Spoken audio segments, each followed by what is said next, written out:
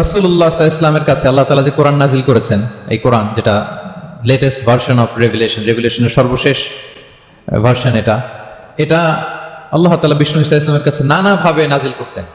কোরআন নাজিল হওয়ার অনেকগুলো পদ্ধতি ছিল, সবসময় একইভাবে কোরআন আসতো। কখনো কখনো কোরআন আসতো মিসলা সলসালাতিল জারাস, আমরা ঘন্টা যখন বাজাই যে বিকট শব্দ হয়, এরকম বিকট আওয়াজে মাঝে মাঝে কোরআন নাজিল হতো। আপনাদের মনে থাকবার কথা, বাংলাদেশে আমরা যখন প্রাইমারি স্কুলে পড়তাম বা হাই স্কুলে পড়তাম, ঘন্টা শেষ হলে, একটা ক্লাস শেষ হলে দফতরি কি করতো বলেন তো? হ্যাঁ, দিত না? মনে পড়ে? পিকচারাইজেশন হচ্ছে? আচ্ছা, প্রচন্ড আওয়াজে ওই বেলের মধ্যে বাড়ি দিত, তখন আমরা বুঝতাম কি একটা ঘন্টা হয়েছে। এক ক্লাস শেষে একটা দিত, দুই ক্লাস শেষে দুইটা, ক্লাস যখন সব শেষ তখন অনেকগুলো দিত, বুঝতাম যে ছুটি আমাদের। এরকম রিঙ্গিং বেল যদি বাজানো হয়, ঘন্টা বাজানো হয়, এটার যেরকম বিকট শব্দ, এরকম বিকট আওয়াজে মাঝে মাঝে কোরআন নাজিল হতো। রাসূল সাল্লাল্লাহু আলাইহি ওয়াসাল্লাম বলেন, এই প্রসেসে কোরআন রিসিভ করা আমার জন্য বড্ড কষ্টকর ছিল। আমাদের আয়েশা রাদিয়াল্লাহু তাআলা আনহা বলেন, প্রচন্ড শীতের রাতে আমরা কাঁপতাম শীতে, আর বিষ্ণু সাল্লাল্লাহু আলাইহি ওয়াসাল্লাম থামতেন। ওয়া ইন্না জাবিনাহু লা ইয়াতাফাসসাদু আরাকান, আমরা শীতে কাঁপতাম, কম্বল জড়িয়ে রাখতাম, আর বিষ্ণুনবীর কপাল বেয়ে ঘাম ঝরতো। সুবহানাল্লাহি বিহামদিহি। এভাবে তিনি কষ্ট করে কোরআন রিসিভ করেছেন, এটা একটা পদ্ধতি। আরেকটা পদ্ধতি হচ্ছে মিসলা দাবিয়া সাউতিন নাহাল, মৌমাছির ভন ভন শব্দের মতো কোরআন নাজিল হতো। যখন নাজিল হতো, রাসূল সাল্লাল্লাহু আলাইহি ওয়াসাল্লামের মুখের সামনে, চেহারার সামনে মৌমাছি ভন ভন ভন ভন করলে যেরকম সাউন্ড, এরকম একটা সাউন্ড হতো। এটা সাহাবারা কাছাকাছি যারা থাকতেন ওনারা উইটনেস করেছেন অনেকবার। আজকের এই আলোচনাটা এটার সাথে প্রাসঙ্গিক, আমি বলবো আপনাদেরকে। দুইটা পদ্ধতি গেল। আরেকটা পদ্ধতি হচ্ছে মিন ওয়ারাই হিজাব, পর্দার অন্তরাল থেকে সরাসরি আল্লাহ কথা বলতেন, রাসূল সাল্লাল্লাহু আলাইহি ওয়াসাল্লাম শুনতো। এটা কেবল একবারই হয়েছে, মেরাজের রাতে। তারপর মাঝে মাঝে ইউলকা ফি কুলুবি রাসূলিল্লাহ, আল্লাহ রাসূল সাল্লাল্লাহু আলাইহি ওয়াসাল্লামের অন্তঃকরণে আল্লাহ তাআলা ঢেলে দিতেন ওহী। আচ্ছা, আবার কখনো কখনো জিবরাইল আলাইহিস সালাম ওনার মূল আকৃতিতে ওহী নিয়ে আসতেন। ওনার যে বিসূরাতিহিল আসলিয়া, জিবরাইল ইসলামের যে মূল সূরাত, এই সূরাতে আসতেন। এই সূরাতে রাসূল সাল্লাল্লাহু আলাইহি ওয়াসাল্লাম জিবরাইল ইসলামকে জীবনে দুইবার দেখেছিলেন। একবার ওই যে হেরা গুহার ওখানে দেখেছিলেন, আর একবার সেই সিদরাতুল মুনতাহা মেরাজের রাতে দেখেছিলেন। 600 পাখা মেলে বিশাল আকৃতি নিয়ে পুরো দিগন্ত বিস্তৃত করে জিবরাইল ইসলাম নেমে আসতেন। দুইবার এভাবে রাসূল সাল্লাল্লাহু আলাইহি ওয়াসাল্লাম দেখেছিলেন। এভাবে কোরআন নাজিল হতো। আবার কখনো কখনো রাসূল সাল্লাল্লাহু আলাইহি ওয়াসাল্লাম এই যে হিউম্যান শেপে, মানুষের আকৃতিতে আসতেন, দেখতে মানুষের মতো লাগতো। মানুষের আকৃতিতে জিবরাইল ইসলাম এসে কোরআন পৌঁছে দিয়ে যেতেন। বিষ্ণু সাল্লাল্লাহু আলাইহি ওয়াসাল্লাম বলতেন, এই প্রসেসে ওহী রিসিভ করা আমার জন্য সবচেয়ে সহজ ছিল। এটা তো খুব স্বাভাবিক, ন্যাচারাল, যে একজন মানুষ এসে আমার সাথে কথা বললে, মানুষ মানুষের সাথে কথা বলবে, এটা তো খুব ফ্লেক্সিবল হবে, কমফোর্টেবল হবে। বাকি পদ্ধতিগুলো রাসূল সাল্লাল্লাহু আলাইহি ওয়াসাল্লামের জন্য কঠিন ছিল। এবং এই সূরাতে যখন জিবরাইল ইসলাম আসতেন, তখন দিহিয়াতুল কালবি আল আনসারী নামে এক সাহাবীর সূরাতে আসতেন। ওনার তওবাটা আল্লাহর কাছে খুব পছন্দ হয়েছিল। জাহিলি যুগে অনেক কন্যা সন্তানকে তিনি জীবিত প্রচিত করেছিলেন। পরে একবার এমন রিপেন্টেন্ট হলেন, অনুতপ্ত হলেন, অনুশোচনায় পড়ে আল্লাহর কাছে এমন কান্না করলেন, আর অনুশোচনার চোখের পানি আল্লাহ বড্ড পছন্দ করেন। অনুতপ্ত বান্দা যখন অনুতপ্ত হয়ে কাঁদে, তার চোখের পানি তার চোখ বেয়ে, নাক বেয়ে জমিনে ড্রপ করার আগে আল্লাহ বান্দাকে মাফ করে দেয়। তো আল্লাহর কাছে এত পছন্দ হয়েছিলেন, মানুষের সূরাতে আসলে ওনার সূরাতে এসে তিনি কোরআন দিয়ে যেতেন বিষ্ণু সাল্লাল্লাহু আলাইহি ওয়াসাল্লামকে। তো মুসনাদে আহমদ ইবনে হাম্বল একটা হাদিস এসছে, ওমরে ফারুক রাদিয়াল্লাহু তাআলা আনহু এই হাদিসটা বর্ণনা করেন। তিনি বলেন যে আমরা একবার বিষ্ণু সাল্লাল্লাহু আলাইহি ওয়াসাল্লামের পাশে বসা, হঠাৎ সামি'না দাবিয়া সাউতিন নাহাল, মৌমাছির ভন ভন ভন ভন শব্দ শুনতে পেলাম, কিন্তু তাকিয়ে দেখি কোনো মৌমাছি নাই। তখন বুঝলাম যে রাসূল সাল্লাল্লাহু আলাইহি ওয়াসাল্লাম ওহী রিসিভ করছেন। কি রিসিভ করছেন? ওহী রিসিভ করছেন। ঠিকই রাসূল সাল্লাল্লাহু আলাইহি ওয়াসাল্লাম কিবলামুখী হলেন, ফাস্তাকবালাল কিবলা। অনেকক্ষণ তিনি চুপ করে গম্ভীর হয়ে বসে থাকলেন, ওহী রিসিভ করলেন। এরপর সাহাবাদের দিকে তাকিয়ে উনি হেসে দিলেন। হেসে বললেন, এইমাত্র সূরাতুল মুমিনুনের প্রথম 10টা আয়াত আমার উপর নাজিল হয়েছে, এবং এই 10টা আয়াতে মুমিনদের 7টা বিশেষ বৈশিষ্ট্যের কথা বলা হয়েছে। মান আকামা হুন্না দাখালাল জান্নাহ, যে এই 7টা বৈশিষ্ট্য নিজের মধ্যে ধারণ করবে, সে আল্লাহ জান্নাতের ওয়ারিস হয়ে যাবে। এবং এই আয়াতগুলো বলে আল্লাহ তাআলা সবশেষে এমনটাই বলেছেন যে উলাইকা হুমুল ওয়ারিসুন আল্লাযীনা ইয়ারিসুনাল ফিরদাউসা হুম ফিহা খালিদুন, যারা এই 7টা বৈশিষ্ট্য নিজের মধ্যে ধারণ করবে তারা জান্নাতুল ফিরদাউসের ওয়ারিস হয়ে যাবে, উত্তরাধিকার হয়ে যাবে। ওয়ারিস বুঝেন তো না? ওয়ারিস মানে হচ্ছে আপনি বাবার কাছ থেকে ইনহেরিটেন্স হিসেবে যেটা পেলেন। বাংলাদেশে দেখবেন যে অনেক জমি জমার মধ্যে, প্লটের মধ্যে সাইনবোর্ড দেয়া থাকে যে ক্রয় সূত্রে এই জমির মালিক অমুক, বায়না সূত্রে এই জমির মালিক অমুক, তারপর ওয়ারিস সূত্রে এই জমির মালিক আব্দুর রহমান লেখা থাকে না এরকম। ওয়ারিস সূত্রে মানে এটা উনি কিনে নাই, এটা ওনার কার কাছ থেকে? বাবার কাছ থেকে পেয়েছেন, উত্তরাধিকার সূত্রে পেয়েছেন।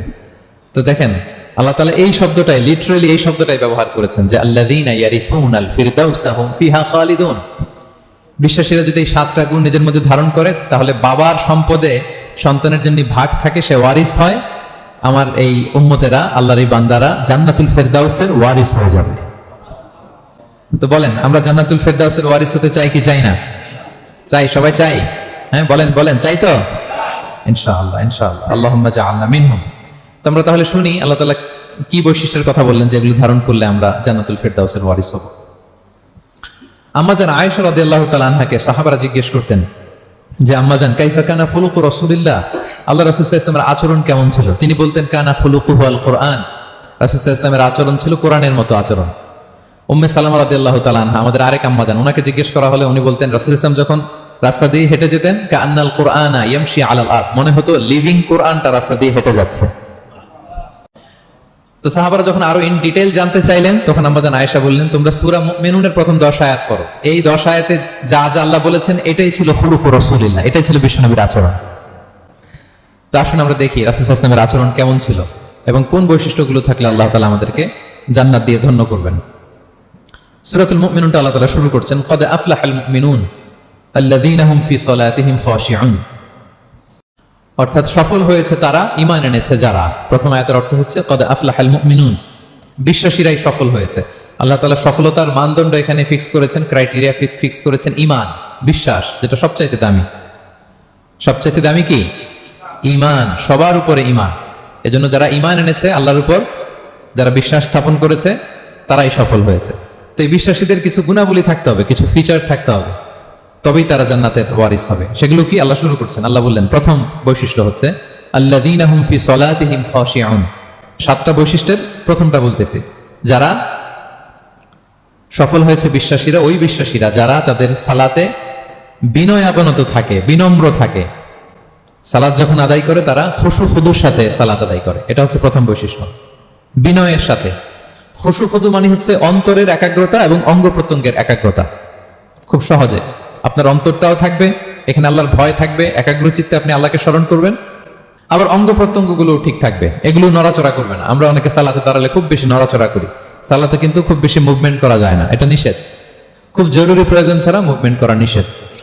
তো আল্লাহ বলেন আল্লাযীনা হুম ফি সালাতিহিম খাশিউন, প্রথম বৈশিষ্ট্য হচ্ছে যারা তাদের সালাতে বিনয়াবনত থাকবে, একাগ্র চিত্তে সালাত আদায় করবে। এতটা একাগ্র চিত্তে তারা অন্তরের মধ্যে এই উপলব্ধি ধারণ করবে যে আমি যে ইবাদত করছি এটা আল্লাহ দেখছেন, Allah is watching me, Allah is observing me, Allah তাআলা সরাসরি দেখছেন। এবং রাসূল সাল্লাল্লাহু আলাইহি ওয়াসাল্লাম এটাই বলেছেন যে আনতা আবুদাল্লাহা কাআন্নাকা তারাহু ফাইন লাম তাকুন তারাহু ফাইন্নাহু ইয়ারাক, এমন ভাবে ইবাদত করো মনে করো যে তুমি আল্লাহকে দেখছো। আর এটা যদি ভাবতে, এই উপলব্ধি আনতে যদি কষ্ট হয় তাহলে অন্তত এতটুকু তো ভাবো যে আল্লাহ তোমায় দেখছেন, আল্লাহ আমাকে দেখছেন। এই ভাবনাটা অন্তরে আনা যায় না? চাইলেই আনা যায়। আমরা যেন এই উপলব্ধিটা নিজেদের মধ্যে রিয়েলাইজেশনটা বিল্ড আপ করার চেষ্টা করি যে আমি যে মুসল্লায় দাঁড়ালাম, এই যে আমি কিয়ামুল লাইল করতেছি, এই যে তারাবিতে আমি 20 রাকাত পড়তেছি লম্বা সময় ধরে, আল্লাহ কিন্তু দেখছেন। আমার সিজদা, আমার রুকু, এগুলো আল্লাহ তাআলা সরাসরি কি করছেন? দেখছেন। এই ফিল নিয়ে যদি আপনি সালাতে দাঁড়ান, এটা হচ্ছে খুশু খুদু। সাহাবারা এতটা বিনয়াবনত ভাবে একাগ্র চিত্তে নিমগ্ন হয়ে সালাতে প্রবেশ করতেন। মরুভূমির মাঝখানে ওনারা সালাত পড়ার সময় মাঝে মাঝে মরুভূমির পাখি এসে ওনাদের কাঁধে বসে যেত, মাথায় বসে যেত। পাখিগুলো মনে করতো এগুলো হয়তো খেজুর গাছ টাছ কিছু একটা হবে। কি হবে? খেজুর গাছ হয়তো হবে। আবার যখন রুকুতে যেতেন পাখি উড়াল দিত। তার মানে কি? খুব বিনয়াবনত ভাবে, বিনম্র চিত্তে ওনারা সালাত পার করতেন। তাহলে এটা হচ্ছে প্রথম বৈশিষ্ট্য। প্রিয় ভাইরা, আমরা যেন সালাতে অত্যন্ত বিনয়ের সাথে, একাগ্র চিত্তে, with full of solemnity and submission, একটা সাবমিসিভ ভাব যেন আপনার থাকে, যে আপনি নিজেকে সর্বোচ্চ উজাড় করে নিজেকে আল্লাহর কাছে পেশ করছেন।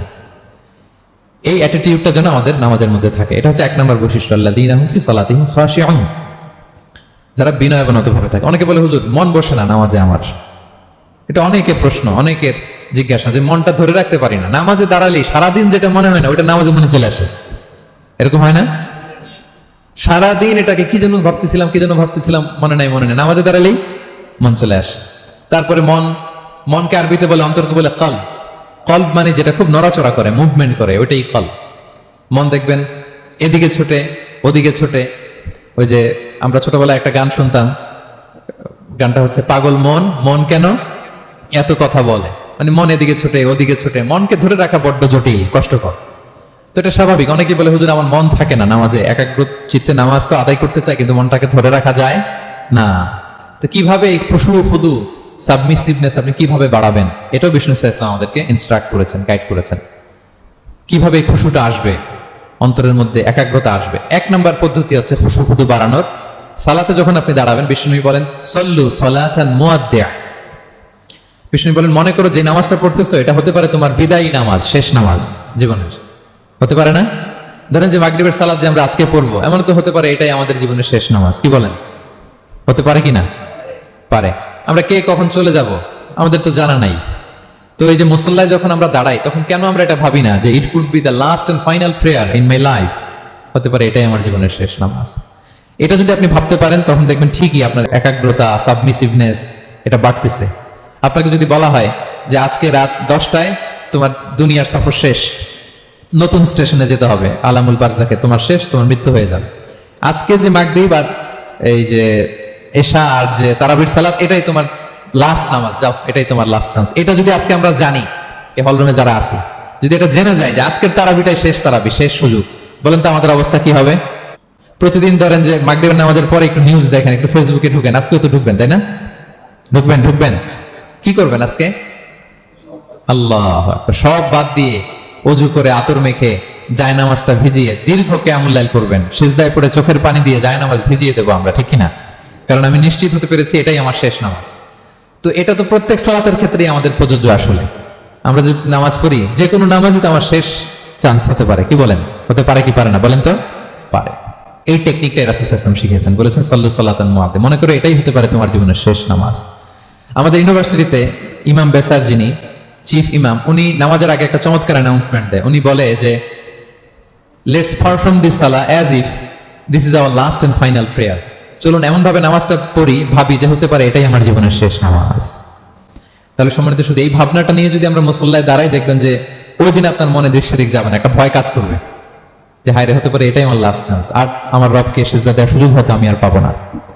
তাহলে এখন থেকে আমরা সালাতে যখন দাঁড়াবো এটা ভাববো যে this could be my last chance in my life, হতে পারে এটাই শেষ চান্স, আমি একাগ্র চিত্তে আমার সালাতটাকে আল্লাহর কাছে উপস্থাপন করি। কি বলেন, পারা যাবে তো ইনশাআল্লাহ? খুশু খুদু বাড়ানোর 1 নম্বর টিপস।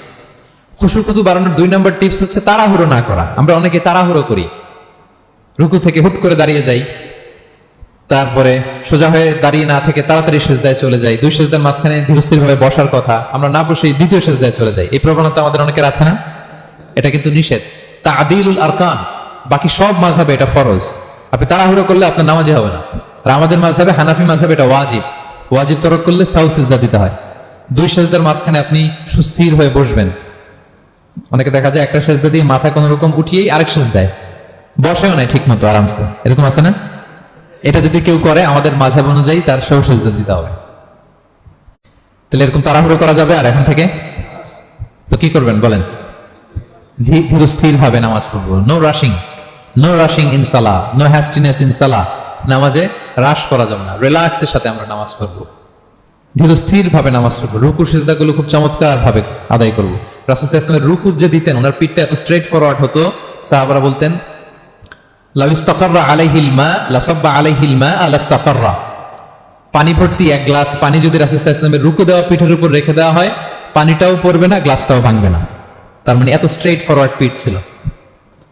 আবার রাসূল সাল্লাল্লাহু আলাইহি ওয়াসাল্লাম বলতেন আসওয়াউন নাসি সারিকাতান মান ইয়াসরিকু ফিস সালাহ। তিনি বললেন সবচাইতে বড় চোর যে নামাজে চুরি করে। সাহাবারা বললেন ওয়া কাইফা ইয়াসরিকু মিন সালাতিহি ইয়া রাসূলুল্লাহ, নামাজে আবার কিভাবে চুরি করে? রাসূল সাল্লাল্লাহু আলাইহি ওয়াসাল্লাম বললেন লা ইউতিম্মু রুকুআহা ওয়া সুজুদাহা, রুকু সেজদাগুলো সুন্দর করে আদায় করে না, সেই নামাজ চোর। তা আমরা যেন রুকু সেজদাগুলোকে খুব সুন্দরভাবে ধীরস্থির ভাবে যেন আমরা আদায় করি, আমরা যেন তাড়াহুড়ো না করি। রাসূল সাল্লাল্লাহু আলাইহি ওয়াসাল্লাম মসজিদে নববীতে বসা এক সাহাবী এসে নামাজ পড়ে রাসূল সাল্লাল্লাহু আলাইহি ওয়াসাল্লামকে সালাম দিলেন। রাসূল সাল্লাল্লাহু আলাইহি ওয়াসাল্লামের সালামের উত্তর দিয়ে বলেন ইরজি' ফাসাল্লি ফাইন্নাকা লাম তুসাল্লি, যাও তুমি আবার নামাজটা পড়ে আসো, তোমার নামাজ হয়নি। সাহাবী যে আবার নামাজ পড়ে আবার আসলেন, রাসূল সাল্লাল্লাহু আলাইহি ওয়াসাল্লাম আবার বললেন সাল্লি ফাইন্নাকা লাম তুসাল্লি, নামাজ পড়ে আসো, হয় নাই। আবার গেলেন, আসলেন, আবার বললেন তুমি নামাজটা পড়ে আসো, হয়নি। এবার তো বেচারা কেঁদে দিয়ে বলে ইয়া রাসূলুল্লাহ লা উহসিনু মিন যালিক, এর চেয়ে ভালো পারি না আমি, আপনি আমাকে শিখিয়ে দেন। রাসূল সাল্লাল্লাহু আলাইহি ওয়াসাল্লাম তখন বললেন যখন নামাজে দাঁড়াবা ফাতিহা পড়বা আর একটা সূরা মেলাবা, ধীরস্থির ভাবে দাঁড়াবা। যখন রুকুতে যাবা হাত্তা তাতমাইন্না রাকিআন, ধীরস্থির ভাবে রুকু করবা। তুমি তাড়াহুড়ো করেছো। রুকু থেকে যখন সোজা হয়ে দাঁড়াবা ধীরস্থির ভাবে দাঁড়াবা। নাকি তাড়াহুড়ো করবেন? ধীরস্থির ভাবে দাঁড়াবেন, কয়েক সেকেন্ড দাঁড়াবেন, তাসবিহ পড়বেন, এরপরে সিজদায় যাবেন। যখন সিজদায় যাবে হাত্তা তাতমাইন্না সাজিদান, রিল্যাক্স। সালাতের মধ্যে কিভাবে থাকতে হবে? উইথ রিল্যাক্সেশন, রিল্যাক্সের সাথে তুমি সিজদা দিবা। দুই সিজদার মাঝখানে বসে আবার রিল্যাক্স, আবার তুমি ধীরস্থির ভাবে বসবা। এইভাবে পুরো সালাতটা প্রত্যেকটা রাকাত তুমি এভাবে আদায় করবে। তার মানে সালাতে তাড়াহুড়ো করতে বিষ্ণু ইসলাম নিষেধ করেছেন। এমনকি অনেক সময় আমরা রুকু পাবো না বলে দৌড়ে যে সালাতে অংশগ্রহণ করি, এটাও নিষেধ করেছেন। আমরা অনেক সময় এরকম করি না? মাগরিবের নামাজে রুজু করতেছি, ইমাম সাহেব ওয়াদ-দুহা ওয়াল-লাইলি ইযা সাজা, এই সূরাটা তো মুখস্থ, তো টের পাচ্ছি যে আমি এখন মুখ ধুইতেছি আর সূরা দোহা তো শেষ হয়ে যাবে, কোন রকম ওযু করে দৌড়ে যে অংশগ্রহণ করে যাতে রাকাতটা পায়, এটা নিষেধ করেছেন বিষ্ণু ইসলাম। এটা করবেন না। আপনি ধীরস্থির ভাবে ওযু করবেন, ধীরস্থির ভাবে যাবেন, তাড়াহুড়ো করবেন না। আপনি কার সামনে যাচ্ছেন? মালিকুল আমলাক, রাজা ধীরাজ, আরশের অধিপতি। আপনি তাড়াহুড়ো করে গেলে তো আপনি হাঁপাতে হাঁপাতে অস্থির হয়ে যাবেন, ব্রেথ ইন ব্রেথ আউট করতে করতে।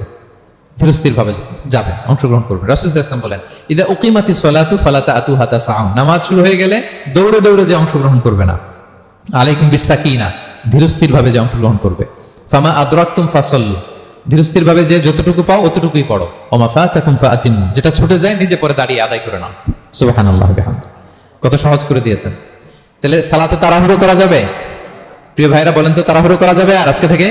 না, আমরা তাড়াহুড়ো করবো না, আমরা ধীরস্থির ভাবে যে সালাতে অংশগ্রহণ করবো, তাহলে আপনার খুশু বাড়বে। দুইটা টিপস গেল। 3 নাম্বার হচ্ছে জামাতে সালাত আদায় করতে হবে, তাহলে আপনার একাগ্রতা বাড়বে। সলাতুল জামাআতি তাফদুলু সলাতাল ফারদি বি27 দারাজা, একাকী নামাজ পড়লে যে সওয়াব, জামাতে পড়লে 27 গুণ বেশি সওয়াব। জামাতে পড়বেন। রাসূল সাল্লাল্লাহু আলাইহি ওয়াসাল্লাম সবসময় জামাতে সালাত পড়তেন। ইন্তেকালের আগেও এই সালাতের ব্যাপারে তিনি আমাদেরকে ওসিয়ত করেছেন, বলেছেন আসসালাতু আসসালাত ওয়া মা মালাকাত আইমানুকুম। ইন্তেকালের আগ মুহূর্ত, এখনই রূহ কবজ হবে, এর আগে উনি কি বলেছেন? সালাত, উম্মতেরা সালাত, নামাজ যেন নষ্ট না হয়। ওমর ফারুক রাদিয়াল্লাহু তাআলা আনহুর সময়ে একজন অগ্নি উপাসক ছিল, তার নাম আবু লুলু আল মাজুসি। উনি মুগীরা ইবনে শুআবা রাদিয়াল্লাহু তাআলা আনহু নামে এক সাহাবীর দাস ছিলেন, মুকাতাব দাস। কন্ট্রাক্ট ছিল যে এত টাকা দিলে তাকে আজাদ করা হবে। তো এই অগ্নি উপাসক মাজুসি এসে ওমর ফারুককে বলে, খলিফাতুল মুসলিমিন, আমার মালিক সাহাবী মুগীরা আমার কাছে প্রতিদিন অনেক টাকা চার্জ করে। উনি বললেন, তাই নাকি? কত চার্জ করে? বলে যে এত চার্জ করে। তো বলতেছে, আচ্ছা তুমি তাহলে কি কাজ করো, কি কাজ জানো? বলে যে আমি খঞ্জর বানাতে জানি, ছুরি, ছোট ছুরি আর কি। বলতেছে, ওরে আল্লাহ, যারা খঞ্জর বানাতে জানে তারা তো অনেক টাকা মেক করে, সেই হিসাবে তো মুগীরা বেশি চার্জ করে না, অল্পই চার্জ করছে। সে ইনসাফপূর্ণ চার্জই করেছে, কিন্তু এই আবু লুলু আল মাজুসির এই কথাটা পছন্দ হয় না। সে রাগান্বিত হয়ে গেল, হয়ে বলে, ওমর, সবার ক্ষেত্রে তুমি নরম আর আমাকে তুমি কঠিন নিয়ম শেখাও না, দাঁড়াও তোমাকে আমি দেখাচ্ছি। মনে মনে বলতেছে এটা। রেগে মেগে সে বাড়িতে এসে আজকে একটা খঞ্জর বানাইছে, 2 মুখ খঞ্জর। ওয়া মাকবাদাতুহু ফি ওয়াসাতি, এটার হ্যান্ডেলটা মিডলে, এদিকেও মাথা ওদিকেও মাথা, এটা ধার করে প্রতিদিন 20 মাখায় এটাতে। আর মনে মনে বলে, ওমর দাঁড়াও তোমাকে আজকে আমি দেখাবো। তো ওমর ফারুককে আল্লাহ তাআলা স্বপ্নে দেখিয়েছেন যে একটা লাল মোরগ ওনাকে 3টা ঠোকর মেরেছে। উনি সাহাবাদের কাছে বলেছেন যে আমি স্বপ্নে দেখেছি একটা লাল মোরগ আমাকে 3টা ঠোকর মেরেছে। তো সে খঞ্জরকে ধার দিয়ে একদিন ফজরের নামাজে, ওয়াকানু ইউসাল্লুনা বিগালাস, ওনারা খুব অন্ধকার থাকতে ফজরের নামাজ পড়তো। সে বুরনুস, এক ধরনের জুব্বা যেটার মাথা আছে, ওটা পরে হুডির মতো আর কি, হুডি চিনেন তো না? হুডির মতো একটা জুব্বা পরে সে অন্ধকারে, সে তো আসলে অমুসলিম, সাহাবাদের সাথে পিছনে দাঁড়াইছে নামাজের ভান করার জন্য, আর এই খঞ্জরটা নিয়ে গেছে সাথে। ওমর ফারুক ফজরের সালাত শুরু করলেন, প্রথম রাকাত শেষ করলেন, দ্বিতীয় রাকাতের জন্য যখন দাঁড়াইছেন তখনই সে প্ল্যান মাফিক খঞ্জর বের করে ওমর ফারুকের পেটের মধ্যে 3 বার স্টেবিং করলেন, আঘাত করলেন। করার সাথে সাথে ওমর ফারুক উল্টে পড়ে গেলেন আর বললেন, খাতালানি আল কালব, কোন এক কুকুর আমাকে আঘাত করেছে। তো সাহাবার ওমর ফারুককে ধরলেন, আর এই অগ্নি উপাসক এই খঞ্জর নিয়ে কাতারের মাঝখান দিয়ে 2 দিকে খঞ্জর চালাতে চালাতে যাচ্ছিলেন। যে সাহাবাই ধরে সেই আঘাতপ্রাপ্ত হয়ে ওখানে 7 থেকে 10 জন স্পট ডেথ, জায়গায় মারা গেছে। পরে এক সাহাবী নিজের জামা খুলে তার গায়ে ছুঁড়ে মারছে, তখন সে ওইটাতে পেঁচিয়ে পড়ে গেছে। যখন বুঝে গেছে যে আমাকে ধরে ফেলবে, সে সুইসাইড করে ফেলছে, নিজেকে নিজে মেরে ফেলছে। তো ওমর ফারুক তো বেহুশ, ওনাকে নিয়ে যাওয়া হলো, পিছন থেকে একজন নামাজের ইমামতি করলেন। তো ওমর ফারুক রাদিয়াল্লাহু তাআলা আনহু হুঁশ ফিরে পেলেন। হুঁশ ফিরে পাওয়ার পরে দিনের বেলা যখন হুঁশ আসলো ওনার, সবাই চারদিকে বসা যে হায় হায় আমাদের আমিরুল মুমিনিনের কি জানি কি হয়। হুঁশ ফিরার পরে ওনার মুখের প্রথম কথাটা ছিল আসাল্লান নাস, মানে আমার নেতৃত্বে যে ফজরের সালাতটা শুরু হয়েছিল এটা কি ঠিকঠাক শেষ হয়েছিল? সুবহানাল্লাহ পড়বেন না? আচ্ছা বলেন তো, এই মুহূর্তে আমরা কি করতাম? ওনাকে যে স্টেবিং করছে চিকিৎসক এসে দুধ দেয়, দুধ পেট দিয়ে বেরিয়ে যায়, নাভিজ দেয়, নাভিজ বের হয়ে যায়, মানে উনি ইন্তেকাল করবেন, এটা বোঝাই যাচ্ছে। এমন কঠিন পরিস্থিতিতে আমরা যদি হসপিটালে হুঁশ ফিরে পেতাম, আমরা কি বলতাম বলেন দেখি, কে কি বলতেন? কে মারছে, আমারে বাঁচানো যায় কিনা, মাউন্ট এলিজাবেথে নিয়ে চলো, সিঙ্গাপুরে অথবা বামরুন গ্রেডে নিয়ে চলো, আমেরিকাতে নিয়ে চলো, অথবা আমার তো ওখানে ব্যাংক ব্যালেন্স আছে, আমি তো মরে যাবো, আমার ছেলেগুলার কি হবে, হ্যাঁ আমার মেয়েগুলার কে দেখবে, এগুলো ছিল আমাদের কনসার্ন। তো ওমর ফারুক জানতেছেন যে উনি পৃথিবী থেকে বিদায় নিচ্ছেন, একটু হুঁশ ফিরে পাইছেন। হুঁশ ফিরে পাওয়ার পরে প্রথম কথাটা ছিল আসল্লান নাস, লোকেরা কি নামাজ পড়েছিল? আল্লাহু আকবার। তাহলে এটা কত গুরুত্বপূর্ণ ইবাদত, কিভাবে এই সালাতকে সাহাবারা অফার করতেন। তো খুশু খুদুর সাথে যদি আমরা সালাত অফার করতে চাই, আমাদেরকে জামাতে পড়তে হবে। একাকি পড়লে দেখবেন মনে দিকে যায়, ওদিকে যায়, কয় রাকাত পড়ছি ভুলে যাই, এরকম হয় না? একাকি পড়তে গেলে এটা করা যাবে না, জামাতে পড়তে হবে। সালাতে কি কি বলতেছেন এগুলোর অর্থ বুঝে যদি সালাত অফার করেন, তাইলে আপনার সালাতে মনোযোগ থাকবে। সুবহান রাব্বিয়াল আলা, সুবহান রাব্বিয়াল আযীম, এর অর্থ কি? সূরা ফাতিহা যে প্রতিদিন পড়ি, কি সুন্দর প্রার্থনা সূচক বাক্য, এর অর্থ কি?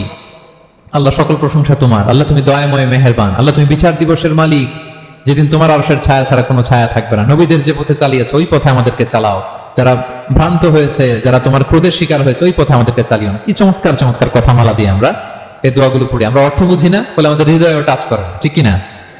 দেখবেন আরব শায়েকরা যখন কিয়ামুল লাইল করে, তারাবির সালাত পড়া, অনেক অনেক আয়াতে ওরা ডুকরে ডুকরে কেঁদে ওঠে আওয়াজ করে। কারণ কি? জাহান্নামের আয়াত, আযাবের আয়াত, পূর্ববর্তী উম্মত যে ধ্বংস হয়েছে, কিভাবে ওদেরকে বিকট আওয়াজ দিয়ে, গ্রাউন্ড সাউন্ড গ্রেনেড দিয়ে ধ্বংস করা হয়েছে, বন্যা দিয়ে ধ্বংস করা হয়েছে, কিভাবে এদেরকে বাতাস দিয়ে নাস্তানাবুদ করে দেওয়া হয়েছে, এগুলো যখন পড়ে ওনারা কাঁদে। আযাবের আয়াত আসলে কাঁদে, জান্নাতের আয়াত আসলে সাবলীল কণ্ঠে তেলাওয়াত চালিয়ে যায়। এর কারণ কি বলেন? অর্থ বুঝে। তা আমরা যেন সালাতে অর্থ বুঝে সালাত অফার করার চেষ্টা করি। পাশাপাশি সালাতের সুন্নাহগুলো যেন আমরা পড়ি, সালাতের যে সুন্নাহ আছে, সুনানুস সালাহ, এগুলো যেন আমরা পড়ি, মনোযোগ আরো বাড়বে। সানাগুলো পড়বেন, ফাতিহা শেষে আওয়াজ করে আমিন বলবেন, অথবা ফিসফিসি কণ্ঠে আমিন বলবেন।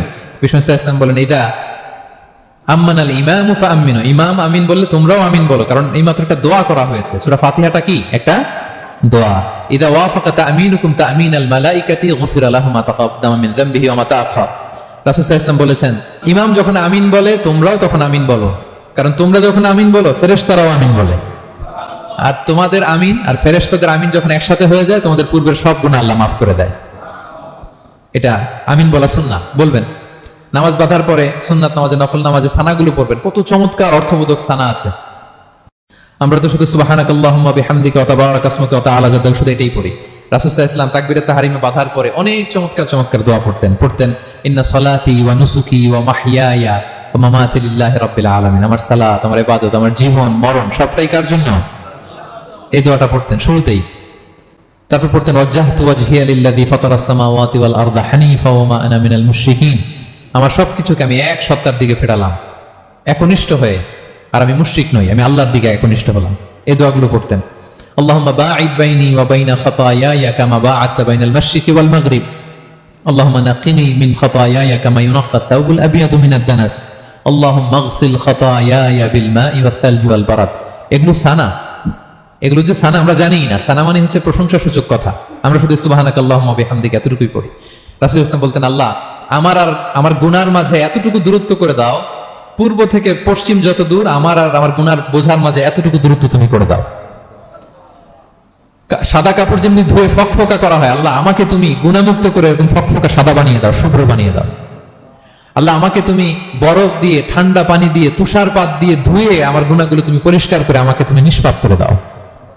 এগুলো বলে এরপরে আলহামদুলিল্লাহ রাব্বিল আলামিন সূরা ফাতিহা শুরু করতেন। সালাম ফিরানোর আগে বিষ্ণু সাল্লাল্লাহু আলাইহি ওয়াসাল্লাম দোয়া মাসুর পড়তেন, কত চমৎকার মাসুর দোয়া আছে। আবার বিষ্ণু বলতেন, লা ইউসাল্লিমান্না আহাদুকুম হাত্তা ইয়াতাআওয়াদা আন আরবা মিন আযাবিল কবর, মিন আযাবি জাহান্নাম, মিন ফিতনাতিল মাহইয়া ওয়াল মামাত, ওয়া মিন ফিতনাতিল মাসিহিদ দাজ্জাল। আমার কোন উম্মত যেন সালাম ফিরানোর আগে এই চারটা জিনিস থেকে পানাহ চাওয়া ছাড়া যেন সালাম না ফিরায়। একটা কি? আল্লাহ তুমি জাহান্নামের আযাব থেকে বাঁচাও, আল্লাহ তুমি কবরের আযাব থেকে বাঁচাও, আল্লাহ জীবন মরণের ফিতনা থেকে বাঁচাও, আল্লাহ তুমি দাজ্জালের ফিতনা থেকে বাঁচাও। পড়ে না আমিন? তো এত এঙ্গেজমেন্ট যদি আপনার নামাজে থাকে, আপনার মন এদিক সেদিক যাবে?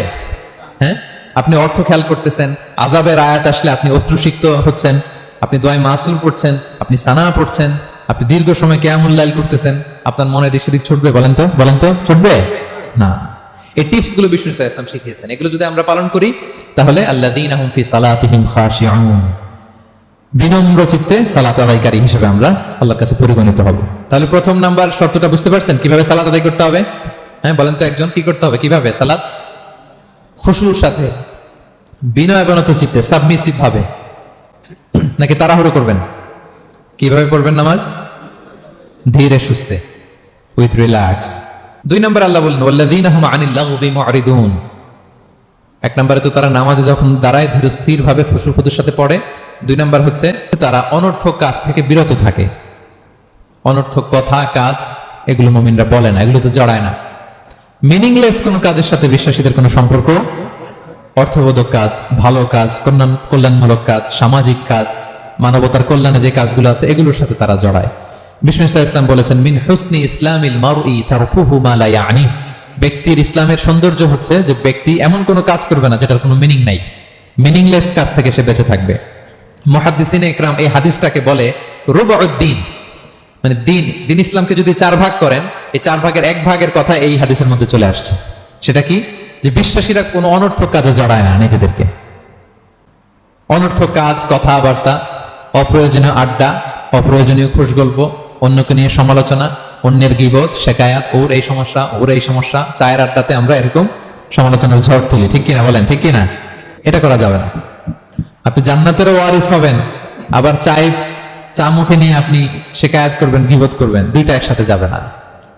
তাহলে বিশ্বাসীরা কোনো অনর্থক কাজে জড়ায় না, মিনিংলেস কাজে জড়ায় না, তারা ভালো কাজে, কল্যাণের কাজে জড়ায়। মিনিংলেস কোনো কথাও বলে না, কারণ তারা জানে মা ইয়ালফিদু মিন কাউলিন ইল্লা লাদাইহি রাকিবুন আতীদ।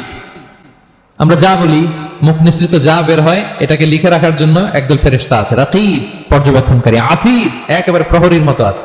বললেই টুকে নেয়, বললেই টুকে নেয় সব। সূরা ইয়াসিন আল্লাহ বলেন ওয়া কুল্লা শাইইন আহসাইনাহু ফি ইমামিন মুবিন। আমি ইমামুম মুবিন নামক এক দালিলিক রেজিস্ট্রি খাতায় সবকিছু তুলে রাখছি, সব পাই টু পাই আপনি পাবেন। আপনি অবাক হবেন, মালি হাযাল কিতাবি লা ইউগাদিরু সাগীরাতান ওয়ালা কাবীরাতান ইল্লা আহসাহা। এটা কেমন আমলনামা, ছোট্ট ভালো কাজ করেছে ওইটাও আছে, ছোট্ট খারাপ করেছে ওইটাও আছে। অবাক হবেন আপনি, সব আল্লাহ তাআলা সেখানে তুলে রাখবেন। তো বিশ্বাসীরা কোনো অনর্থক কথা কাজের সাথে জড়ায় না, এজন্য কারণ তারা জানে এগুলো সব রেকর্ডেড, সব রেকর্ডেড। আপনার কোনো কাজ যদি রেকর্ড করা হয় এবং বলা হয় যে এটা গণমানুষের কাছে উপস্থাপন করা হবে, আপনি কি করবেন তখন বলেন তো? খুব সতর্ক হয়ে চলবেন, সতর্ক হয়ে বলবেন। হ্যাঁ, এই যে আমরা যে এই ক্যামেরা থাকলে যেভাবে কথা বলি, সবসময় কি এইভাবে বলি না? আমরা যখন নিজেদের ঘরোয়া আড্ডায় বসে আমরা কত কথা বলে ফেলি, ইনফরমাল অনেক কথা বলি, যেগুলো ক্যামেরা থাকলে বলি না, কারণ এটা ফরমাল, এটা কোটি মানুষের কাছে যাবে, সবাই শুনবে, সবাই জানবে, এজন্য আমরা সাবধান হয়ে কথা বলি। কি বলেন? তো এই যে এই ক্যামেরা কিন্তু অদৃশ্য ক্যামেরা চারদিকে আমাদের, ইমাম মুবিন নামক অদৃশ্য ক্যামেরা দিয়ে সব রেকর্ড করা হচ্ছে। রেকর্ড করে দিচ্ছেন কে? পাই টু পাই হিসাব চাওয়া হবে। আল্লাহর সুপ্রিম কোর্টের কাঠগড়ায় সব হিসাব চাইবেন আল্লাহ তাআলা, আপনি যে দেখবেন। তো বিশ্বাসীরা এই সেন্সটা মাথায় রাখে, সব যেহেতু রেকর্ডেড, যা মনে চায় মুখ দিয়ে বলা যাবে, যা মনে চায় করা যাবে না। এজন্য অহেতুক কথাবার্তা, অহেতুক সমালোচনা, অহেতুক গসিপিং, অহেতুক কমেন্টস এগুলো করবো না। এখন সোশ্যাল মিডিয়ার যুগে দেখবেন যে কমেন্টসের বন্যা বয়ে যায়, যার যেটা মনে চায়, কারণ ধরার কেউ নাই, দেখার কেউ নাই, বলার কেউ নাই, যা মনে চায় লিখতে থাকে। হ্যাঁ, বিশাল একজন বড় মাপের লোক, তার ওখানে যে লিখতেছে যা মনে চায়, গালি গালাজ, ওনাকে অ্যাডভাইস দেওয়া, নাসিহাত দেওয়া ইচ্ছে মতো। বিশ্বাসীরা এটা করে না, তারা অনর্থক কোনো কাজে জড়ায় না, এবং কেউ জড়াতে চাইলেও তাকে স্পেস দেয় না। একদল আছে দেখবেন যে আপনি আজে বাজে কাজে জড়ান না, এটা আবার অনেকের ভালো লাগে না, তো তারা এসে আপনাকে জড়াতে যাবে, তর্ক করবে, আপনার সাথে ডিবেট করবে, পায়ে পাড়া দিয়ে ঝগড়া করবে। এরকম আছে না নাই? আপনার কমেন্ট বক্সে এসে দেখবেন যে গালি দিবে, হ্যাঁ, ট্যাগিং করবে, পোক করবে, মানে আপনাকে অস্থির বানাতে চাইবে। আপনি কি করবেন? আপনিও আরেকটা গালি দিয়ে দিবেন কমেন্টসে। আপনারও তো স্বাধীনতা আছে নাকি? আপনি দিবেন গালি, কি করবেন? সালাম দিবেন। কি দিবেন? ওয়া ইযা খাতাবাহুমুল জাহিলুনা ক্বালু সালামা। সূরা ফুরকানে আল্লাহ বলেছেন যে মূর্খরা যখন অনর্থক তর্ক করতে আসতে চায়, বিশ্বাসীরা তাদের সাথে ওই ফাঁদে তারা পা দেয় না, তারা কি করে? সালাম দিয়ে কেটে পড়ে। তাহলে পায়ে পাড়া দিয়ে যদি কেউ এখন থেকে ঝগড়া করতে চায় আমাদের সাথে, আমরা কি করব? সালাম দিয়ে ওখান থেকে কেটে পড়ব। তাহলে বিশ্বাসীদের 2 নম্বর বৈশিষ্ট্য ওয়াল্লাযীনা হুম আনিল লাগবি মুরিদুন, বিশ্বাসীরা অনর্থক কাজে জড়ায় না। 3 নম্বর হচ্ছে ওয়াল্লাযীনা হুম লিযাকাতি ফাইলুন, বিশ্বাসীরা তাদেরকে যদি আল্লাহ তাআলা ধন সম্পদ দিয়ে সমৃদ্ধশালী করে তারা যাকাত দেয়। কি দেয়? আপনারা যাকাত দেন তো নাকি? দেখে তো মনে হচ্ছে সবাই ব্যবসায়ী, হ্যাঁ, চেহারা দেখে মনে হচ্ছে মাশাআল্লাহ অনেক সম্পদের মালিক। যাকাত দিতে হবে। আমরা যে যাকাত দেই এটাকে আমরা করুণা করি বলেন তো? না, যাকাত হচ্ছে গরিবের হক। ওয়াফি আমওয়ালিহিম হাক্কুন লিসাইলি ওয়াল মাহরুম, আল্লাহ বলে ধনীদের সম্পদে গরিবদের অধিকার আছে। তারপর যখন কারো অধিকার দিলেন আপনি কি তার প্রতি করুণা করলেন? হ্যাঁ, অধিকার কি করুণা বলেন তো? না, আপনার সম্পদে গরিবের অধিকার, আপনি করুণা করেন নাই, বরং আপনার থেকে যাকাত নিয়ে ওই গরিব আপনাকে করুণা করে গেছে। কারণ যাকাত নেওয়া তার জন্য আবশ্যক না, আপনার দেয়া আবশ্যক। ও যদি বলে আমি যাকাত নিব না, তো আপনি কারে দিবেন? ও যাকাত গ্রহণ করে আপনাকে বাঁচালো, তাহলে credit goes to them, thanks goes to them. Islam চায় এই যে অর্থনৈতিক তারল্য এটা সমাজে সবার কাছে থাক, এক পাশে গাছতলা আরেক পাশে পাঁচতলা, এরকম বিভাজন ইসলাম চায় না। ইসলাম চায় সবার হাতে টাকা পয়সা থাক। কাইলা ইয়াকুনা দুলাতান বাইনাল আগনিয়াই মিনকুম, টাকা পয়সা যেন শুধু ধনীদের মধ্যে সার্কুলেট না হয়, সবার কাছে যেন যায়। এজন্য আল্লাহ বলেন তোমাদের সম্পদে গরিবের অধিকার আছে। এটা করুণা না, এটা অধিকার। আর যদি এই ফরজ ইবাদত আপনি আদায় না করেন আল্লাহ বলেন কঠিন শাস্তি তোমাদের জন্য অপেক্ষা করছে। আল্লাযীনা ইয়াকনিজুনা যাহাবা ওয়াল ফিদ্দাতা ওয়ালা ইউনফিকুনহা ফি সাবিলিল্লাহ ফাবাশশিরহুম বিআযাবিন আলীম। স্বর্ণ জমায়, রূপা জমায়, ব্যাংক ব্যালেন্স, যাকাত দেয় না, তাদের জন্য কঠিন আযাব, কঠিন আযাবের সুসংবাদ দিয়েছেন আল্লাহ। দুঃসংবাদ না, সুসংবাদ, মানে হেয় করে তুচ্ছ করে আল্লাহ তাআলা বলেছেন। ছেলে ইংরেজি পরীক্ষায় ফেল করছে, মা বলে ফেল করছে না, পড়াশোনা তো নাই, তোমার বাবা আসুক, এমন মাইট দিবে, মাইট দিলে মজা টের পাবা। আচ্ছা বলেন তো, মাইট দিলে কি মজা লাগে না ব্যথা লাগে? কিন্তু মা কি বলছে? মজা টের পাবা, মানে ওরা তুচ্ছ করে তাচ্ছিল্য করে বলছে, মাইরের তীব্রতা বোঝানোর জন্য বলছে যে এমন মাইট দিবে টের পাবা, দাঁড়াও তোমার বাবা আসুক আজকে ঘরে। আল্লাহ ওইটাই বললেন। এই সম্পদগুলোকে লোহার খুন্তি বানিয়ে জাহান্নামের আগুনে পোড়ানো হবে। 3 জায়গায় ছাকা দেওয়া হবে, তুকুবা বিহা জিবাহুম, কপালে, পাজরে, পিঠে। আর বলা হবে হ্যাঁ দামা কানাস্তুম, এগুলো তুমি জমায় রাখছিলে, দেও নাই মানুষকে। Bank balance, FDR, fixed deposit, price bond, এটা সেটা দেও নাই তুমি। আর হাদিসে এসেছে সোজা আন আকরা, টেকো সাপ হবে, মোস্ট ভেনোমাস স্নেক। সাপের মাথায় কিন্তু চুল গজায়, জানেন? সাপের মাথায় পশম আছে, কিন্তু যেই সাপের যেটা বেশি বিষাক্ত এটার মাথায় পশমও থাকে না বিষের কারণে। এরকম সাপ, এই সম্পদগুলো সাপ হয়ে ছোবল মারবে আর বলবে আনা মালু, আমি তোমার প্রাইস বন্ড, আমি তোমার ব্যাংক ব্যালেন্স, আমাকে খাওয়ার জন্য তো রাখছিল, আজকে উপভোগ করো। আল্লাহু আকবার, আল্লাহ আমাদেরকে হেফাজত করুক। সো যাদের সম্পদ আছে আমরা যেন যাকাত দেই, হিসেব করে করে যেন দেই। আপনাদের স্ত্রীদের যাদের অর্নামেন্টস জুয়েলারি আছে তারা যেন তাদের সম্পদের যাকাত দেয়। 25 গ্রাম যদি সোনা থাকে বা 595 গ্রাম যদি রূপা থাকে অথবা এই পরিমাণ সম্পদ থাকে, ভাবিরাও যাকাত দিতে হবে। এটা ইন্ডিভিজুয়াল ইবাদত। আপনার যাকাত আপনার, ভাবির যাকাত ভাবির। আপনি চাইলে টাকা দিয়ে হেল্প করতে পারেন, কিন্তু ওনারও হিসাব করতে হবে এবং এটা কম্পালসারি, দিতেই হবে, দিতেই হবে। তাহলে ওয়াল্লাযীনা হুম লিযাকাতি ফাইলুন, 4 নাম্বার হচ্ছে তারা যাকাত দেয়। 5 নাম্বার 6 নাম্বার আল্লাহ এক আয়াতে বলে ফেলেছেন ওয়াল্লাযীনা হুম লিআমানাতিহিম ওয়া আহদিহিম রাউন, বিশ্বাসীরা আমানতের হেফাজত করে আর কথা দিলে কথা রাখে। 5 নাম্বার হচ্ছে আমানতের খেয়ানত করে না বিশ্বাসীরা, কারণ আমানতের খেয়ানত করে এটা মুনাফিকের আলামত। ইযা তুমিনা খানা, বিষ্ণু বললেন মুনাফিকদের বৈশিষ্ট্য হচ্ছে ওদের কাছে আমানত রাখলে ওটা আর পাওয়া যায় না পরে। এমন লোক আছে না সমাজে, আমানত রাখলে আর পাওয়া যায় না। তারা কি মুমিন না মুনাফিক বলেন তো? ইন্নাল্লাহা ইয়া'মুরুকুম আন তুআদ্দুল আমানাতি ইলা আহলিহা, আল্লাহ বলেছেন যার আমানত তাকে বুঝিয়ে দাও। বিষ্ণু ঈসা ইসলামকে মক্কার লোকেরা 2টা উপাধি দিয়েছিল, এক হচ্ছে আস-সাদিক, 2 হচ্ছে আল আমিন। সাদিক মানে সত্যবাদী। কারা দিয়েছিল? ঘোর শত্রুরা, অপোজিশন পার্টি, তারা উপাধি দিয়েছে। একটা হচ্ছে সাদিক মানে কি, আরেকটা হচ্ছে আল আমিন, বিশ্বস্ত। এতটা বিশ্বস্ত যে বিষ্ণু ঈসা ইসলাম মক্কা থেকে মদিনায় যেদিন হিজরত করতে যাবেন, আমানতের জিনিসগুলো উনি আলী রাদিয়াল্লাহু তাআলা আনহুর কাছে রেখে গিয়েছিলেন। এত এত আমানতের সম্পদ ওনার ঘরে ছিল। এই ডিপোজিট বুঝিয়ে দিতে আলী রাদিয়াল্লাহু তাআলা আনহুর টানা 3 দিন সময় লেগেছে মক্কাবাসীদের আমানত বুঝিয়ে দিতে। সো যার আমানতদারিতা নাই তার ঈমান নাই। বিষ্ণু বলেছেন লা ঈমানা লিমান লা আমানা চালা, যার আমানতদারিতা নাই ওর ঈমানই নাই। এবং আমানত ধ্বংস হয় এটা কিয়ামতের আলামত। ইযা দুইয়াতিল আমানাতু ফান্তাযিরিস সাআ, যখন আমানত নষ্ট হবে তোমরা কিয়ামতের অপেক্ষা করো। এখন বলেন তো আমাদের সমাজে আমানতের কি অবস্থা? খুবই খারাপ। আল্লাহু আকবার। আমানতটা কিন্তু এই যে এই ভাই আমাকে 2000 রিঙ্গিট রেখে বলছে আগামী মাসে এটা আমি নিব, একটু রাখেন, শুধু এইটাই আমানত না। আল্লাহ আপনাকে যে পুরো সম্পদ দিয়েছেন এটা আমানত। আপনার ব্যবসা প্রতিষ্ঠান এটা আল্লাহর দেয়া আপনার কাছে আমানত। আপনার ছেলে আছে, মেয়ে আছে, স্ত্রী, তারা আল্লাহর দেয়া আমানত আপনার কাছে। আপনার নেম, আপনার ফেম, আপনার পাওয়ার, আপনার নলেজ, এগুলো আল্লাহর দেয়া আমানত। আপনি দেশের প্রধানমন্ত্রী, পুরো দেশটা আপনার কাছে আমানত, ঠিক কিনা? এই আমানতের ব্যাপারে জিজ্ঞেস করা হবে। বিশ্বাসীদের বৈশিষ্ট্য, তারা আমানতকে হেফাজত করে, আমানত রক্ষা করে, আমানতের খেয়ানত তারা কোশ্চিনকালেও করে না। 6 নাম্বার হচ্ছে ওয়া আহদিহিম রাউন, বিশ্বাসীরা কথা দিলে কথা রাখে, তারা ওয়াদার খেলাফ করে না। ওয়াদার খেলাফ করাও কিন্তু মুনাফিকের আলামত। ওয়া ইদা ওয়াদা আখলাফা, ওয়াদা দিলে মুনাফিকরা এটা খেয়ানত করে, তারা কথা দিয়ে কথা রাখে না। এবং আপনি কাউকে কথা দিয়ে যদি না রাখেন, এরকম প্রত্যেকটা প্রমিস, কমিটমেন্টের ব্যাপারে আপনি জিজ্ঞাসিত হবেন। আল্লাহ বলেন ওয়া আউফু বিল আহদি ইন্নাল আহদা কানা মাসউলা। কথা দিলে কথা রাখো।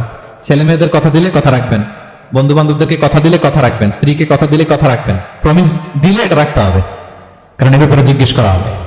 নবীদের মধ্যে ইসমাঈল আলাইহিস সালাম ওয়াদা রক্ষার ব্যাপারে খুব বেশি সোচ্চার ছিলেন। সব নবীরাই ছিলেন, উনি বেশি সোচ্চার। এজন্য আল্লাহ বলেন ওয়াজকুর ফিল কিতাবি ইসমাঈল ইন্নাহু কানা সাদিকাল ওয়াদি ওয়া কানা রাসূলান নাবিয়্যা। উনি ছিলেন সাদিকাল ওয়াদ, প্রতিশ্রুতি রাখতেন। এক লোকের সাথে ওনার কথা হলো যে আগামীকাল বিকেলে ওনারা দেখা করবেন। ইসমাঈল সাল্লাম বিকেলবেলা আগামীকাল যে এক গাছের নিচে কমিটমেন্ট ছিল যে অপেক্ষা করলেন, কিন্তু ওই লোক আসে নাই, ভুলে গেছে। ইসমাঈল সাল্লাম ভাবলেন আজকে ভুলে গেছে, মনে হয় আগামীকাল আসবে, আগামীকাল আমি যাব। এরপরের দিন আল্লাহ নবী ইসমাইল যে ওই লোকের জন্য ওখানে হাজির, কিন্তু ওই লোক ওই দিনও আসে নাই। ইসমাঈল সাল্লাম বললেন মনে হয় এরপরের দিন আসবে। ইসমাঈল সাল্লাম এরপরের দিনও যায় হাজির। এভাবে একদিন দুই দিন না, টানা 30 দিন উনি আসরের পরে ওই গাছের নিচে ওই লোকের জন্য অপেক্ষা করেছেন। কারণ ইন্নাল আহদা কানা মাসউলা, কথা দিলে কথা রাখতে হবে। দেখেন আমরা কথা দিয়ে কথা রাখি তো নাকি? রাখেন রাখেন, সবাই বলে না, এই চেষ্টা করতে হবে, রাইট? কথা দিলে আমরা যেন কথা রাখি। সব শেষে 7 নম্বর আল্লাহ বললেন ওয়াল্লাযীনা হুম আলা সালাওয়াতিহিম ইউহাফিজুন, বিশ্বাসীরা তাদের সালাত হেফাজত করে। একটু খেয়াল করে দেখেন, 7টা গুণের প্রথমটাও কি নিয়ে? সালাত নিয়ে, আবার শেষটাও। তার মানে কি বোঝা গেল? এটা বেশি গুরুত্বপূর্ণ না কম গুরুত্বপূর্ণ? সব নষ্ট হতে পারে, মুমিনের নামাজ নষ্ট হতে পারে, নামাজকে হেফাজত করতে হবে। হাফিজু আলা সালাওয়াত, আল্লাহ বললেন তোমাদের নামাজগুলোকে তোমরা হেফাজত করো। আগের যুগের উম্মতেরা সেনাগলকে না গেলে ইবাদত করতে পারতো না, চার্চে না গেলে ইবাদত করতে পারতো না, কিন্তু আমরা মসজিদেও নামাজ পড়তে পারি, বাইরেও পড়তে পারি।